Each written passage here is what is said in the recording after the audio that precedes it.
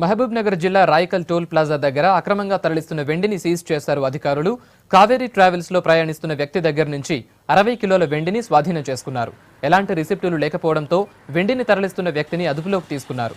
సంబంధిత అధికారులకు సమాచారం ఇచ్చారు. ఈ వెండిని బెంగళూరు నుంచి హైదరాబాద్ తరలిస్తున్నట్లు తెలిపారు. తీసినప్పుడు ఆయన్ని బిల్స్ అడిగినాము, నీకేమైనా బిల్స్ ఉన్నాయని చెప్పేసి అడిగితే ఆయన ఎటువంటి బిల్స్ ప్రొడ్యూస్ చేయలేదు.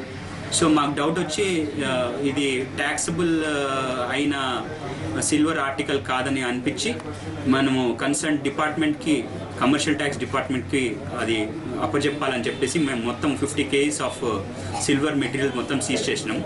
ఇతను బెంగళూరులో ఒక వర్కర్, హైదరాబాద్లో ఆర్డర్స్ తీసుకొని బెంగళూరులో వర్క్షాప్లో తయారు చేసి ఎప్పుడైతే ఆర్డర్స్ వస్తాయో అప్పుడు ఈ మెటీరియల్ మొత్తం ఎప్పటికప్పుడు హైదరాబాద్ సప్లై చేస్తుంటాడు. ఇది ఇంతకుముందు కూడా చేశాడు. సో మనకి లక్కీగా ఈరోజు మార్నింగ్ మనం రూట్ వాచ్ చేయడంతో మనకు ఒక 50 kgs ఆఫ్ సిల్వర్ మెటీరియల్ దొరికింది. 50 kgల వెండిని కమర్షియల్ ట్యాక్స్ డిపార్ట్మెంట్కు వాళ్ళు వాచ్ రూట్లో పట్టుకొని మాకు అప్పగించడం జరిగింది. దాన్ని రేట్ వేసిన తర్వాత దాని ట్యాక్స్ మరియు పెనాల్టీ జరిమానా విధించి వసూలు చేయడం జరుగుతుంది. 18 lakhs పడుతుంది. 18 lakhs పైన మనకు 1% ట్యాక్స్.